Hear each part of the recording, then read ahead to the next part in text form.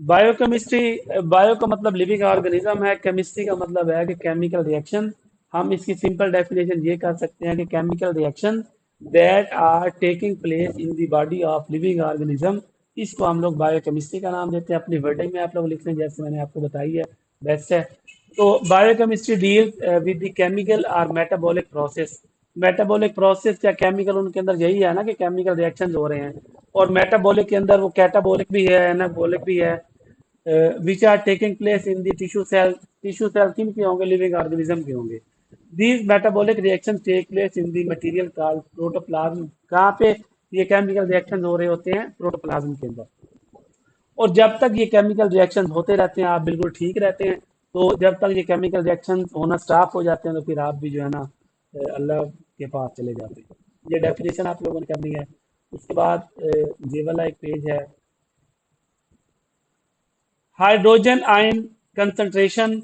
हम लोगों ने लास्ट लेक्चर में पढ़ा था बायोकेमिस्ट्री का कि पीएच क्या होती है। पीएच ये वही चीज आ गई है।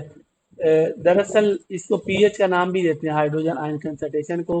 Hydrogen ion concentration is expressed as pH. P, आप लोग ये भी समझ लेंगे पावर है, पावर। और एच क्या है? हाइड्रोजन। समझाने के लिए जैसे विटामिन के था, कोएगुलेशन से रेलिवेंट था। PH, power of hydrogen ion concentration. किसी भी सोल्यूशन के अंदर हाइड्रोजन आयन कंसंट्रेशन कितना है, इसको हम लोग हाइड्रोजन आयन कंसंट्रेशन का नाम देते हैं। Which is the logarithm of the reciprocal of the hydrogen ion concentration in gram mole per litre. और पीएच ऑफ 7 इज न्यूट्रल। किसी भी सोल्यूशन की पीएच अगर 7 होगी उसको हम लोग इकराम न्यूट्रल कहते हैं। और अगर 7 से 0, पीएच 6 है, 5 है, तो क्या वो न्यूट्रल होगी या एसिडिक होगी, एल्कलाइन होगी? कौन सी होगी? वो एसिडिक होगी। ऐसी तमाम पीएच जो 7 से नीचे होती हैं वो एसिडिक होती हैं, और ऐसी तमाम पीएच जो 7 से ऊपर होती हैं वो अल्कलाइन होती हैं। बफर सोल्यूशन कौन से होते हैं? आपके पास कोई भी सोल्यूशन है, कोई भी एक सोल्यूशन है, आप उसके अंदर कोई या तो एसिडिक सोल्यूशन ऐड करते हैं, या आप उसके अंदर बेसिक सोल्यूशन या अल्कलाइन सोल्यूशन ऐड करते हैं।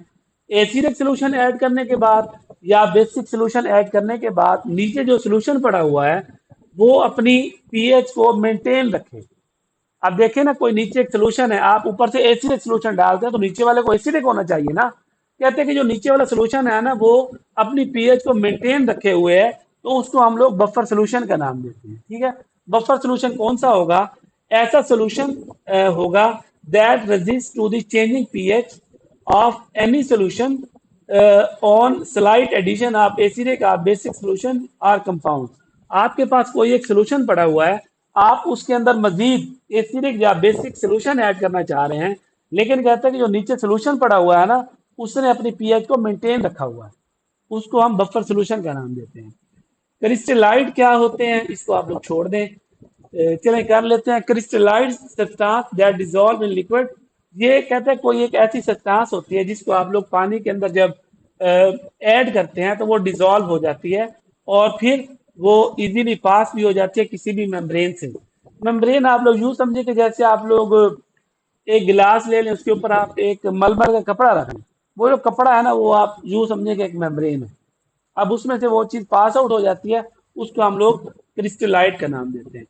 कोलिगेटिव प्रॉपर्टीज ये पेपर के अंदर नहीं आएगा, आप लोग जस्ट माइंड में रखें। ये ऐसी प्रॉपर्टीज होती हैं जो डिपेंड करती हैं सोल्यूट पार्टिकल्स पे। ये ऐसी प्रॉपर्टीज होती हैं जो सोल्यूट पार्टिकल्स पे डिपेंड करती हैं, उसको हम लोग कोलिगेटिव प्रॉपर्टीज का नाम देते हैं। आप लोगों ने पानी के अंदर नमक को डाला हुआ है, पानी के अंदर नमक को डाला हुआ है। अब इसके अंदर सोल्यूट पानी होगा या नमक होगा?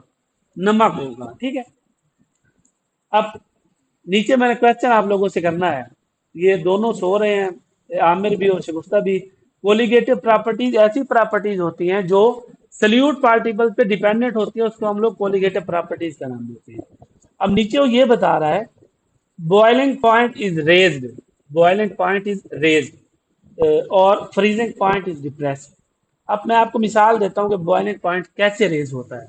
आप लोग एक सोल्यूशन है आप लोगों के पास, आप पानी के अंदर आप लोग 1 लीटर आपके पास पानी है, गौर से सुनना है। 1 लीटर आपके पास पानी है और उसमें आपने जो है ना 100 ग्राम नमक डाला हुआ है। एक सोल्यूशन ये है, और दूसरा सोल्यूशन है कि 1 लीटर पानी है उसके अंदर 200 ग्राम नमक आपने डाला हुआ है। दोनों को आप लोग बॉयल कर रहे हैं, दोनों को आप लोग बॉयल कर रहे हैं, तो मुझे ये बताएं किसका बॉयलिंग टेम्परेचर ज्यादा होगा।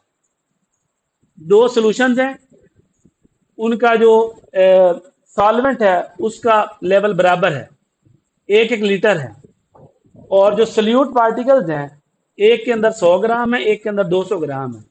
मुझे बताएं कि किसका बॉइलिंग पॉइंट इंक्रीज होगा, किसका बॉइलिंग पॉइंट कम होगा। 100 ग्राम का क्या होगा, एक बंदा बताए, पहले आप बताओ क्या बॉइलिंग पॉइंट। अच्छा, 100 वाले का कम होगा, आप ऐसे कह रहे हैं, आप इसे मुत्तफिक हैं कि नहीं है। अच्छा, आप इसके एंटी चल रहे हैं, आप लोग बताएं ये सही कह रहा है गलत कह रहा है। सही कह रहा है, सही कह रहा है, सही की पक्की बात है। हाँ बिल्कुल सही कह रहा है। देखिए ना, पहले के अंदर 100 ग्राम नमक है, दूसरे के अंदर 200 है, तो 200 ग्राम वो नमक ज्यादा हो गया ना, सल्यूट पार्टिकल का कंसंट्रेशन ज्यादा हो गया, तो उसका बॉइलिंग पॉइंट भी ज्यादा हो जाएगा। अब उसके अंदर 500 ग्राम नमक डाल लें तो उसका बॉइलिंग पॉइंट मजीद ज्यादा हो जाएगा। ठीक है, इसी तरह से फ्रीजिंग पॉइंट उसका डिफरेंस हो जाएगा। जैसे जैसे आप सल्यूट पार्टिकल बढ़ाते जाएंगे ना, उसी तरह से उसका फ्रीजिंग पॉइंट जो है कम होता जाएगा। ठीक है? तो ये है कॉलिगेटिव प्रॉपर्टी। अच्छा, एक इंपॉर्टेंट डेफिनेशन है, एक होती है एडजॉर्प्शन, ये ए डी है। एक होती है एब्जॉर्प्शन, बी फॉर बॉय, और डी फॉर कोई भी आप बना ले, डॉग कह लें या कुछ भी कह लें, ये एडजॉर्प्शन है। एडजॉर्प्शन और एब्जॉर्प्शन में क्या फर्क होता है। एब्जॉर्प्शन का मतलब होता है कि मुकम्मल तौर पे जज़ब कर लेना। जैसे आपके पास पानी पड़ा हुआ है, उसके अंदर आप फोम डालते हैं, पानी उसके दीवारों पे लगता है या पूरी फोम के अंदर दाखिल हो जाता है, पूरी फोम के अंदर आ गया, उसको कहते हैं absorption, B for boy. Adsorption का मतलब क्या होगा। एडजॉर्प्शन का मतलब होता है किसी भी वाल पर या किसी भी सतह पर कुछ मालिक्यूल्स का या गैस का या लिक्विड का उसकी सतह पर आके अटैच हो जाना। अब दीवार पे पेंट किया हुआ है, ये एब्जॉर्प्शन होगी एडजॉर्प्शन होगी। एडजॉर्प्शन होगी, क्यों, उसकी दीवारों के अंदर तो नहीं गया हुआ ना इंटों तक, ये तो ऊपर ऊपर तक अटैच हुआ है, इसको हम एडजॉर्प्शन का नाम देते हैं। The process by which molecules of substance such as gas or liquid collect on the surface of another substance such as solid, किसी भी सॉलिड की सरफेस पर किसी मॉलिक्यूल का या गैस का वहां पे जाके क्या हो जाना, अटैच हो जाना, उसको हम लोग एडजॉर्प्शन का नाम देते हैं। डिफ्यूजन, ये एक ऐसा प्रोसेस होता है जिसमें कुछ आयंस और मॉलिक्यूल्स मूव करते हैं हाई कंसंट्रेशन से कम कंसंट्रेशन की तरफ। डिफ्यूजन क्या होगी कि आपके पास दो मतलब के सॉल्यूशन पड़े हुए हैं, एक का कंसंट्रेशन ज्यादा है, दूसरे का कम है। अब क्या होगा कि मॉलिक्यूल्स या आयंस हाई कंसंट्रेशन से लोअर कंसंट्रेशन की तरफ मूव करते हैं, इसको हम लोग डिफ्यूजन का नाम देते हैं। और उसके बाद एक्टिव ट्रांसपोर्ट है। Active transport, it is the transport of ions और molecules across the cell membrane from a region of lower concentration to higher concentration। Low concentration से हायर कंसंट्रेशन की तरफ जब मूव करते हैं, इसको हम लोग एक्टिव ट्रांसपोर्ट का नाम देते हैं। और ये एक्टिव ट्रांसपोर्ट डिफ्यूजन का उल्ट अमल है। क्यों, डिफ्यूजन में हायर से लोअर था, वो भी आयंस और मॉलिक्यूल थे। एक्टिव ट्रांसपोर्ट में ये भी वैसे ही है, आयंस और मॉलिक्यूल्स का ट्रांसपोर्ट करना लोअर कंसंट्रेशन से हायर कंसंट्रेशन की तरफ। और इसमें एनर्जी रिक्वायर होती है। जैसे आपने पानी को नीचे से ऊपर लेकर जाना हो तो आपको एनर्जी नहीं लगेगी। ठीक है, और पैसिव ट्रांसपोर्ट का मतलब क्या होता है, इसको हम लोग ट्रांसपोर्ट ऑफ मॉलिक्यूल्स है, लाइक डिफ्यूजन। जैसे डिफ्यूजन में हायर कंसंट्रेशन से लोअर कंसंट्रेशन की तरफ था, तो इसको हम डिफ्यूजन का नाम देते थे। तो ये तकरीबन उसी तरह का है। कहते हैं कि passive transport is the transport of ions और molecules across cell membrane by diffusion. ये डिफ्यूजन के जरिए से आयंस और उसको मॉलिक्यूल्स को ट्रांसपोर्ट कर रहा है। किस तरीके से, डिफ्यूजन से। डिफ्यूजन का मतलब क्या आता है, हायर कंसंट्रेशन से लोअर कंसंट्रेशन में। बट वो कहता है कि इसमें जो है it does not require energy. Active transport और पैसिव ट्रांसपोर्ट में एनर्जी का चक्कर है, डिफ्यूजन में एनर्जी का चक्कर नहीं है। इनके अंदर मेन ये फर्क है, एक्टिव ट्रांसपोर्ट और पैसिव ट्रांसपोर्ट। एक्टिव के अंदर आपको एनर्जी चाहिए और पैसिव के अंदर आपको एनर्जी नहीं चाहिए। और जहां पे एनर्जी की जरूरत है वहां पे आपने लोअर कंसंट्रेशन से हायर कंसंट्रेशन की तरफ लेके जाना है। और पैसिव में क्या होगा, वहां पे आपने हायर कंसंट्रेशन से लोअर कंसंट्रेशन की तरफ लेकर आना है। वहां पे आपको एनर्जी की जरूरत नहीं है। और डिफ्यूजन में क्या है, वहां पर एनर्जी का कोई चक्कर नहीं है। उसमें आयंस और मॉलिक्यूल की मूवमेंट है हाई कंसंट्रेशन से लोअर कंसंट्रेशन की तरफ। ऑस्मोसिस क्या होती है? The process by which a solvent passes from a solution of lower solute concentration to a solution of higher concentration।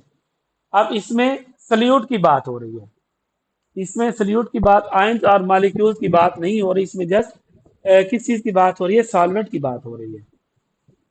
Lower salute concentration से हायर सल्यूट कंसंट्रेशन की तरफ इसमें मूव करना है। सरफेस टेंशन, गिलास के अंदर पानी पड़ा हुआ है, गिलास के अंदर पानी पड़ा हुआ है, आपने उसको धूप के अंदर रख दिया है, आपने उसको धूप के अंदर रख दिया, इवेपोरेशन का अमल होगा। इवेपोरेशन का मतलब होता है बुखारात बनने का अमल, ठीक है। जैसे आज का टेम्परेचर 46-47 पे जा रहा है, तो आप लोग जब पानी को रखेंगे ना धूप के अंदर, वो बुखारात बन के कुछ देर के अंदर चला जाएगा।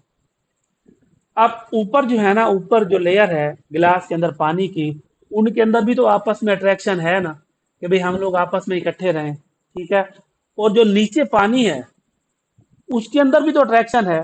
जो नीचे वाला पानी है, एक तो उन्होंने आपस में एक दूसरे को इकट्ठे किया हुआ है, और दूसरा ऊपर जो लेयर है ना, उसको भी कहते हैं कि आप हमारे साथ रहो। एक जो नीचे उसका बल्क वाटर है, बहुत ज्यादा पानी है, उनके अंदर वाटर वाटर के जो मालिक्यूल्स हैं उनके अंदर अट्रैक्शन है, उन्होंने आपस में एक दूसरे को पकड़ा हुआ है। और दूसरा जो ऊपर एक लेयर बनी हुई है ना, वो कहते हैं कि यार आप भी हमारे साथ रहो। और जब इवेपोरेशन होती है तो वो उस सरफेस लेयर को ऊपर की तरफ खींचना चाहती है, और वहां पर जो टेंशन क्रिएट होती है ना, उसको हम लोग सरफेस टेंशन का नाम देते हैं। विस्कोसिटी का मतलब क्या होता है? विस्कस हम लोग कहते हैं कि ये क्या चीज है? विस्कस का मतलब होता है गाढ़ापन। विस्कस का मतलब गाढ़ापन। हनी होता है, वो विस्कस होता है या नहीं होता? होता है। पानी विस्कस है या नहीं है? नहीं है। Viscosity it is the state of being thick, sticky and semi fluid in consistency due to internal friction. ये डेफिनेशन जो है ना, ये एमसीक्यू के अंदर भी आ सकती है, शॉर्ट में भी आ सकती है। उसके बाद लास्ट से मेटाबॉलिज्म, ये आप लोगों को पता है कि हमारे बॉडी के अंदर डिफरेंट मैकेनिज्म है, रिएक्शंस हैं, तोड़ फोड़ जिनके अंदर होती रहती है। कुछ रिएक्शन ऐसे होते हैं जिनके टूटने से एनर्जी पैदा होती है, और कुछ रिएक्शन ऐसे होते हैं जिनमें बहुत सारी चीजें आपस में मिलती हैं और लार्ज कम्प्लेक्स मॉलिक्यूल बन जाते हैं, ठीक है। इसको हम लोग मेटाबॉलिज्म का नाम देते हैं। Metabolism it is a term that is used to describe all chemical reactions involved in maintaining the living state of the cell and organism। Metabolism की दो टाइप्स होती हैं, first one catabolism, second one anabolism. Cata, cut, आप लोग याद रखें, cut लगाना, जब आप किसी भी चीज को काटते हैं तो उसमें चीजें जो है ना छोटी हो जाती हैं। और the break down of molecule to obtain energy, molecules आपके पास है, उसको आप लोग जब तोड़ेंगे तो वहां से एनर्जी हासिल होगी।